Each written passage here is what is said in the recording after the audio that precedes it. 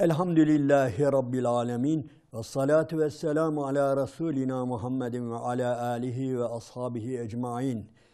Allah'ın selamı, rahmeti, bereketi üzerinize olsun aziz ve muhterem izleyenlerim. Bir Kur'an iklimi programında yine beraberiz. Ve Müddessir suresi üzerinde sohbet ediyor idik. Ve birinci, ikinci, üçüncü ayeti kerimelerini okumuştuk. Bismillahirrahmanirrahim. Ya eyyuhel müddessir kum feenzir ve rabbeke fekebbir demiştik ve bu üç ayeti kerime üzerinde bir sohbet etmiştik. Ey örtülere bürünen, ey içine kapanan, kalk ve inzar et, uyar ve Rabbini tekbir et demiştik. Bu üç ayet-i kerime üzerinde ve siyâbeke fedahhir. Bismillahirrahmanirrahim. Ve siyâbeke fedahhir. Allah-u Teala burada emir. Allah-u Teala'nın emirleri geliyor artık. Rabbini tekbir et ve siyâbeke fedahhir ve elbiselerini temizle. Arapçada bu kelimelerin kullanımı gerçekten çok ilginçtir. Aslında normal konuşma dilinde böyle olmaz. Yani ve rabbeke fekebbir denmez. Ama Allahu Teala öylesine güzel, Allahu Teala söyleyince öylesine güzel oluyor ki hem de çok daha dikkat çekiyor. Yani anlam çok daha etkinleşiyor. Ve siyâbeke fedahhir de aynen öyle. Elbiselerini temizle. Elbiselerden maksat yani hem giydiğimiz elbiseler hem de o elbisenin içinde olan insan hem bedeni hem ruhu. Yani pırıl pırıl ol. Bu inzarın, kıyam etmenin, peygamberliğin, Allah davasında olmanın barajıdır. En önemli noktalarından, merhalelerinden birisidir. En önemli görevlerden birisi وَسِيَابَكَ فَضَهِّرْ elbiselerini, o elbisenin örttüğü vücudunu, o vücudundaki ruhunu, gönlünü, beynini temizle, pırıl pırıl et.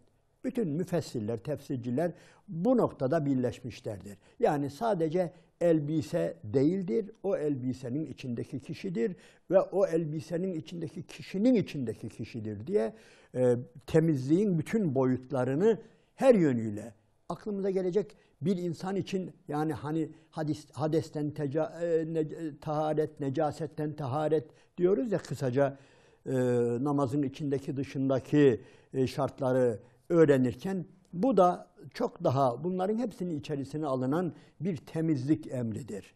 Evet, temiz olmak. Kafamız temiz olacak, gönlümüz temiz olacak, ruhumuz temiz olacak, elbisemiz temiz olacak. Bunların birisini atlayamayız.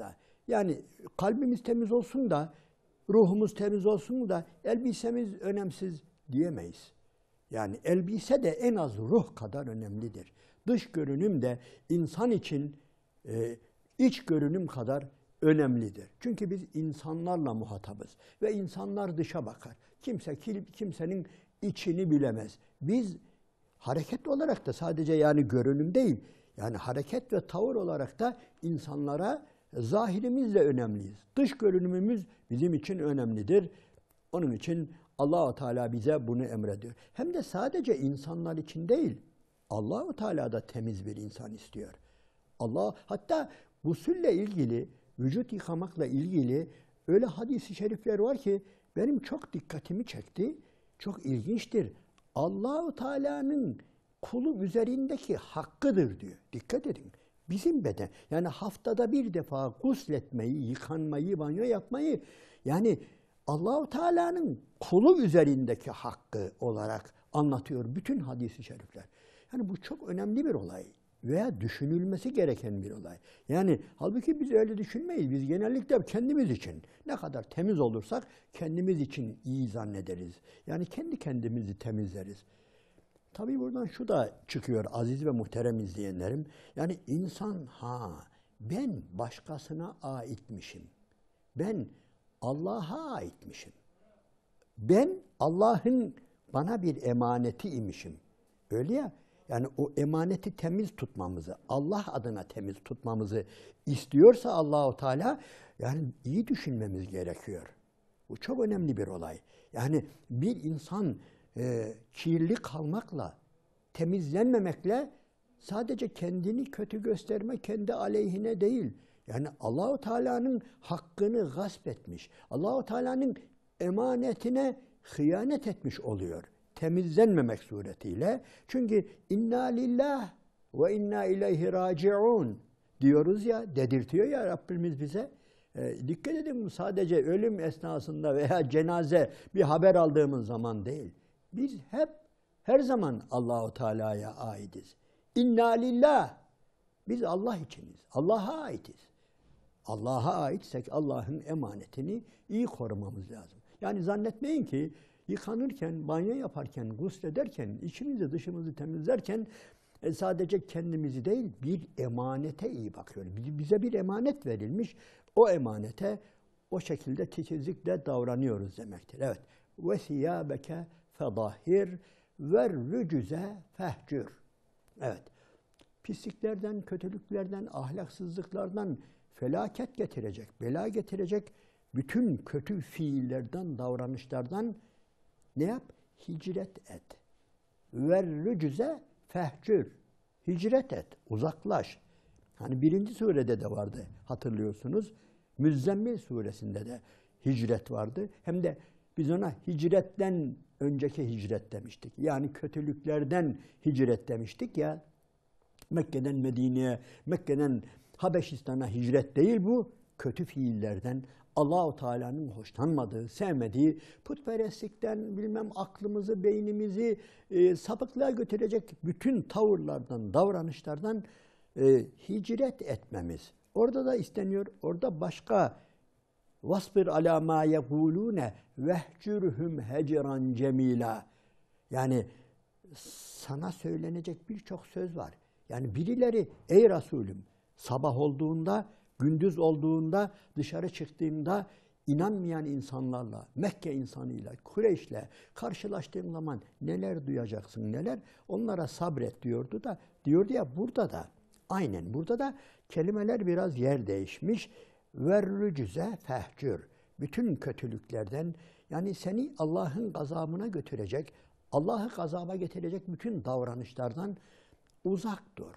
Yani öyle bir insan istiyor, öyle bir peygamber istiyor ve o peygambere uyacak insanlarda da Allah-u Teala bunları görmek istiyor. Pırıl pırıl, beyni pırıl pırıl, kafası pırıl pırıl, kalbi pırıl pırıl, elbisesi, bedeni, hayatı, secde ettiği yer, her yer pırıl pırıl olan bir insan ve her türlü yani tehlikeli, basit, kötü, akla, şeriata aykırı ne kadar kötü davranış var. Murdarlık aslında bu kelimenin aslı ve rücüze. Er-rücüz kelimesinin yani dönüp dolaştığı yer biraz daha murdar. Murdarlık, pislik anlamına geliyor. Oralardan uzak dur buyuruyor. Mümine yakışan pırıl pırıl olmak. Yani hem bedeni, aklı, fikri ve bir de içine girdiği olaylar. Yani bu tür olaylardan da beri olmak, uzak olmak. Yani putperestlikten, Allah'ı gazaba getirecek, yani ne varsa ahlaksızlık. Yani hani Nahl suresinin 90. ayeti kerimesi var ya, cuma namazlarında imamın minberden tekrar ettiği, yani Bismillahirrahmanirrahim. İnnallâhe ye'muru bil adli vel ihsani ve itâi zil kurba ve yenhâ anil fahşâi vel münkeri vel bagi. Üçünü de içine alıyor bu kelime. Allah size bunları nehyediyor, yasaklıyor bunlardan dediği, aklın, dinin kötü gördüğü, basit gördüğü her şeyden uzak dur. Yani bir profil çiziyor ki, yani müthiş bir profil.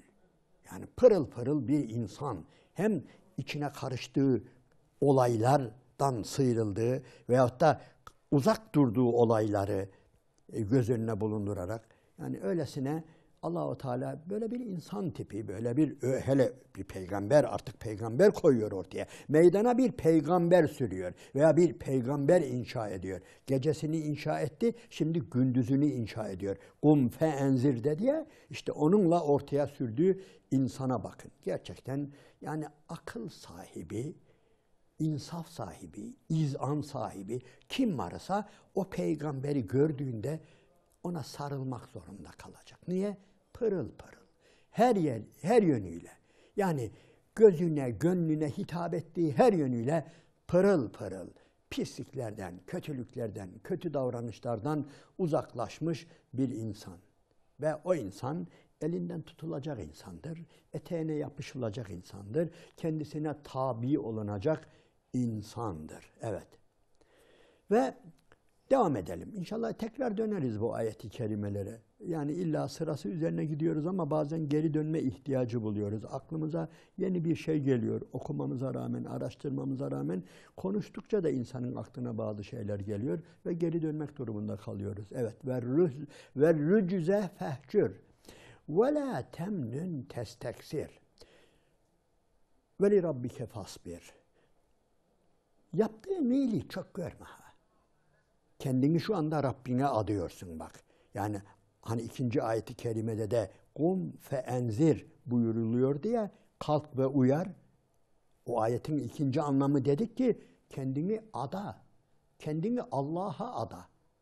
Kendini İslam'a ada. Allah'ın vahyine, Allah'ın dinine ada ve yalnız bundan dolayı da vela temnün testeksir. Bu yaptığın işleri falan da bu adanmışlığını da öyle çok görme ha. İkide bir dile getirme ha.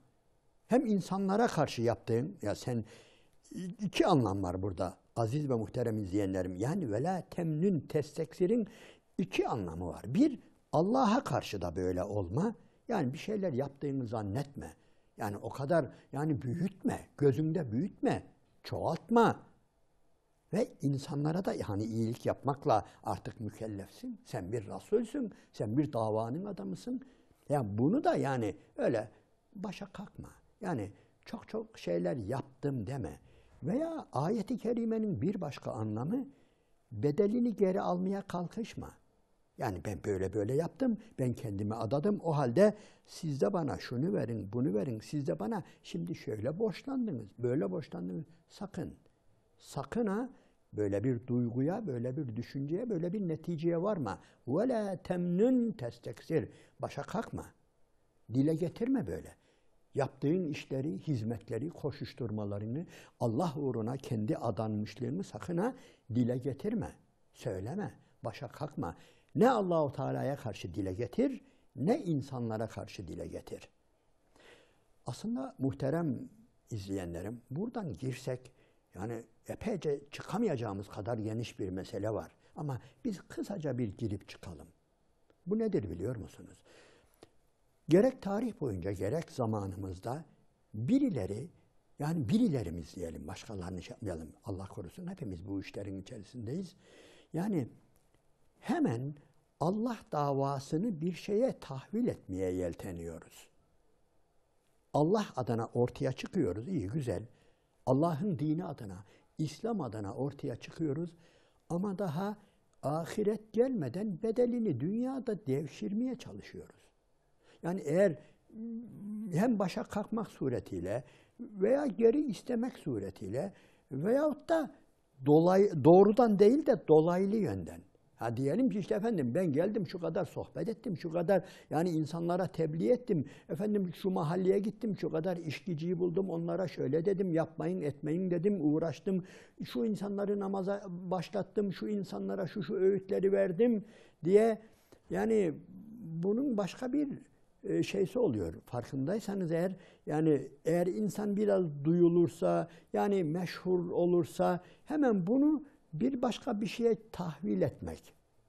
Yani buna istismar da deniliyor. İstismar semereden gelir biliyoruz. Semere meyve demek. Yani müsamere de o anlamdan gelir. Yani istismar bir şeyin meyvesini devşirmek istemek. Yani hemen yaptığımızı bu dünyada elde etmek arzusudur ki yani şeytan bunu insana bazıları doğru cahilce ister. Ben şunu yaptım, bunun şunun karşılığı bedeli şudur diye cahilce ister bunu. Ama şeytan, iblis çok zekidir ve bazı insanları kolay kolay kandıramaz. Onu da dolaylı yönden kandırır. Yani doğrudan doğruya yaptığının karşılığını hemen istetmez de yani o birikimini tabir caizse o meşhurluğunu yani dolaylı yönden onun meyvesini o kalabalıkları, kendisini izleyenlerin efendim çokluğu, kalabalığı ne yapar? Bunu daha sonra meyvelendirmek veya başka bir alanda meyveye çevirtmek, meyvelendirmek ister ki bu ayet-i kerime onun da önüne geçiyor. Sakın ha ey Resulüm, sakın böyle bir yola başvurma. Yani senin ücretin öbür tarafta. Sakın bu dünyada bunu gerek of puf diyerek yani yoruldum, bittim, tükendim veya ne bileyim işte ben ömrüm şöyle geçiyor herkes. Yani düşünün öyle gerçekten zordur aziz ve muhterem izleyenlerim. Yani herkes kendi karında, kazancında, ticaretinde, marketinde, efendim kervanında, bilmem alışverişindeyken bir adam çıkacak. Bu adam Allah diyecek, başka bir şey demeyecek. İnsanları Allah'a çağıracak, başka bir şey demeyecek ve buna da yani bunun karşılığında da susacak. Yani bu gerçekten iyi bir meziyet. Yani bunu başardığı takdirde bir insan çok şey başarmıştır. Onun için sonunda gel ve li rabbike fasbir. Rabbin için sabret. Yani ve la temnun testeksir ve li rabbike fasbir. Evet, koşturacaksın, adayacaksın, kendini Allah'ın dinine vereceksin. İnsanların arasında ömrün bununla geçecek. Sakın ha bunu meyvelendirmeye kalkışma. Bunun bedelini hemen dünyada alayım deme. Şeytan sıkıştırır al diye. Ve tam da öyle sahneler, öyle pozisyonlar da oluşur. Tam böyle yaptığın karşılığını hemen bu dünyada geri alacak olaylar vuku bulur. Kapılar açılır. Bilmem ne ve yani Allah korusun aldığın zaman ne olur? Biter. Nasıl biter? Bir şey isteyemem öbür tarafta. Yani öbür tarafta kıyamette, mahşerde denilir ki sana aldın ya. Yani işte ben ya Rabbi şöyle yaptım. Aldın ya karşılığını. Karşılığını hatırla da bak aldın. Alkış istedin, bilmem şunu yaptın, bunu yaptın, ücret falan. Onlar hep aldın, buraya kalmadı. Yani bana yapmadın onu. Evet belki ilk başta bana yaptın da sonra ücretini benden istemedin. Belki ilk etapta Allah rızası için başladın. Allah rızası için Allah yoluna kendini adadın. Tamam iyi, İhlasla başladın, samimiyetle başladın ama İhlasla sürdüremedin. İhlasını, samimiyetini devam ettiremedin. Hemen acele ettin. Yok ben bu dünyada istiyorum dedin. Halbuki bel tu'sirunel hayated dünya vel ahiretu hayrun ve ebqa. Yani siz dünyayı tercih ediyorsunuz. Kella bel tuhibbunel acile ve tezerunel ahire.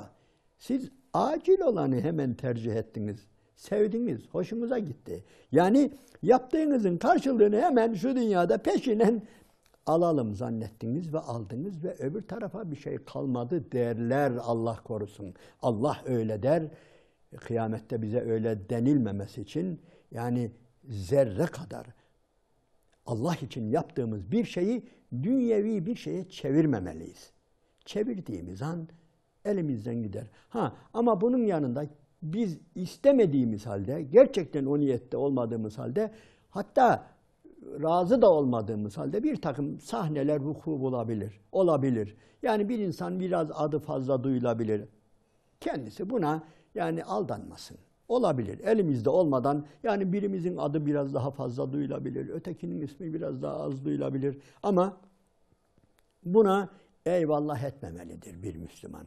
Allah yoluna kendisini adayan bir Müslüman yani bu tür şeylere hiç tenezzül etmemeli ve bir de razı da olmam. Hayır ben bunu istemiyorum. Yani ben ahirette alacağım. Hani Hazreti Osman radıyallahu anh o kıtlık esnasında yani hatta Cuma suresiyle ilgili ayet-i kerimelere bakarsanız Cuma suresinin o son indiği yani son yarı bölümünde Bismillahirrahmanirrahim ya eyyühellezine amenu izâ nudiye lissalâti min yevmil cuma ayeti hemen arkasında da ve izâ ra'ev ticareten ev lehvenin fallû ileyhâ ve terakûke gâima. Bu ayet-i kerimeleri izah ederken tefsir kitaplarında, tarih kitaplarında Hazreti Osman o kıtlık günü Hazreti Osman'a ait büyük bir ticaret kervanı sipariş ettiği mallar gelir ve insanlar koşuşurlar ve bir takım tüccarlar bu kervanı yolda çevirip alıp Medine'de biraz daha pahalı satmak için Hazreti Osman'la pazarlığa girişirler. Ey Osman,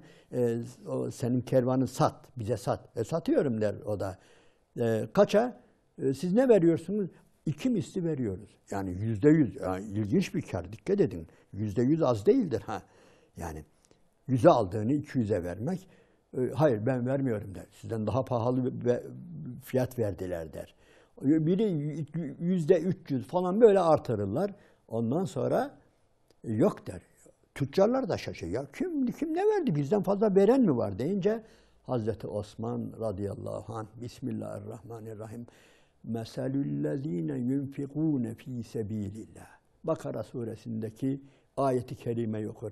Allah yolunda mallarını infak edenler var ya, kemeseli habbetin enbetet seb'a senabile fi kulli sümbületin mi'etu habbe vallahu yudaifu limen yeşâ.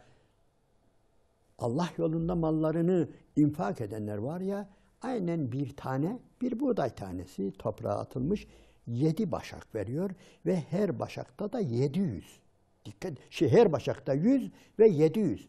Dünyanın hiçbir yerinde hiçbir tüccar 1'e 700 almamıştır. Allah-u Teala bize böyle bir şey teklif ediyor. Ve ilginçtir. Vallahu yudaifu limen yeşâ. Allah eğer dilerse bunu da katlar. Katlamanın matematik dilindeki karşılığı nedir biliyor musunuz? Bir şey katlanmışsa en az 2'ye katlanmıştır. Yani 1400. Yani isterse Allah sizin birinize 1400 verir deyince işte benim malıma böyle veriyorlar. Ben Rabbime bunu bu şekilde yani o mallar gelince ben hepsini dağıtacağım. Bırakın böyle satmayı. Çünkü böyle bir karşılık verebilir misiniz? Hiçbiri de yanaşamıyor da. Tabii. Onun için muhteremler sözü uzatıyor gibiyiz de bu ayette وَلَا تَمْنُنْ تَسْتَكْسِرْ وَلِرَبِّكَ فَاصْبِرْ. Budur işte. Yani Rabbin için sabret. Sabret de neler verecek gör. Öyle bu dünyada basit bir alkışla, manşetlere çıkmanla veya bilmem ismin fazla duyulmasıyla veyahut da seni seven kalabalıklara bir market açmakla veya onları başka şekilde değerlendirmekle yani onların bir geçici, fasafise, basit şeyler olduğunu göreceksin. Yeter ki veli rabbike fasbir. Rabbin için sabret. Rabbine madem kendini adadın sabret. Buradan şunu da çıkarabiliriz. Zaten verrücze fehcür ve la temnun testeksir ve li rabbike fasbir'den aziz ve muhterem izleyenlerim şunu da çıkarabiliriz. Tekrar aynen Müzzemmil suresinde o kanaata vardık ya. Yani sabır, neye sabır? Resulüm bir şeyler duyacaksın. O kötülüklerden vazgeç. Kötülüklerden hicret et diyoruz ya. O kötülüklerden hicret etmek kolay değil. Kötülükler seni saracak. İnsanlar seni saracak. Üzerine gelecekler. Kim bu adam? Nereden çıktı? Ne diyor? Bizim ilahlarımıza dil uzatıyor. Bizim yolumuza yol demiyor. Bizim örfümüzü, adetimizi, kanunumuzu, nizamımızı hiç tanımıyor. Bir tek ilahmış falan, şuna bak falan, neler duyacaksın? Yani peygamber olarak enzir, kum fe enzir diye ortaya çıkınca gör başına neler gelecek. Gelecek yani başına bir şeyler gelecek ki Allah-u Teala baştan haber veriyor. Başına bunlar gelecek. Vasbir alâ mâ yekûlûne vehcürhüm hecran cemîlâ. Müzzemmil suresinde burada da başka kelimelerle. Yani Resulüm sen orta yere bir nezir olarak inzar için çıktığında iyi düşün yani veya iyi dikkat et sonra şaşırma. Bunlar da nereden çıktı değil mi? Başına neler gelecek? Ne sözler duyacaksın, ne hareketler, ne tavırlarla karşılaşacaksın. Onlara Allah için sabret. Veli rabbike fasbir. Yani sabır, aziz ve muhterem izleyenlerim, sabır nedir biliyor musunuz? Sabır, yani her yerde geliyor da insanımız maalesef sabrı çok yanlış anlıyor. Sabır, bir adımı atmak ve onu geri çekmemektir. Yoksa durduğu yerdeki biri, yani durup duran, ortada oturup duran bir insana sabret denmez. Yani sabrettiğin bu da sabretmediğin ne derler ona. Sabır nedir? Bir dağa tırmanmak ve o dağa tırmanırken diyelim ki ellerini tuttun, yukarıdan ellerine vuruyorlar senin. Birileri yukarıdan vuruyor, ellerini bıraktığın zaman aşağı. İşte bırakma ellerini diyor. Bırakma, biraz acıtacaklar. Yani elini oradan tutunduğun yerden bırakmanı istiyorlar ki ta geri düş. O tırmanmadan önceki yerine geri düş diye karşına böyle engeller çıkıyor. Seni iteleyenler, aşağı iteleyenler çıkacak. Onlara karşı dur. Yani elini bırakma anlamında. Yoksa sabır insanımızın anladığı gibi sadece susmak falan değil. Sabır geri adım atmamak. Ağzımızdan bir söz çıkmışsa Allah adına yani onu eğip büyümemek veya ya bunu yanlış anladınız ben aslında şöyle demek istedim falan dememek. Evet aziz ve muhterem izleyenlerim inşallah kaldığımız yerden Müddessir suresinin diğer ayet-i kerimelerine kaldığımız yerden bir başka sohbetimizde devam edeceğiz. Allah'ın selamı, rahmeti, bereketi üzerinize olsun.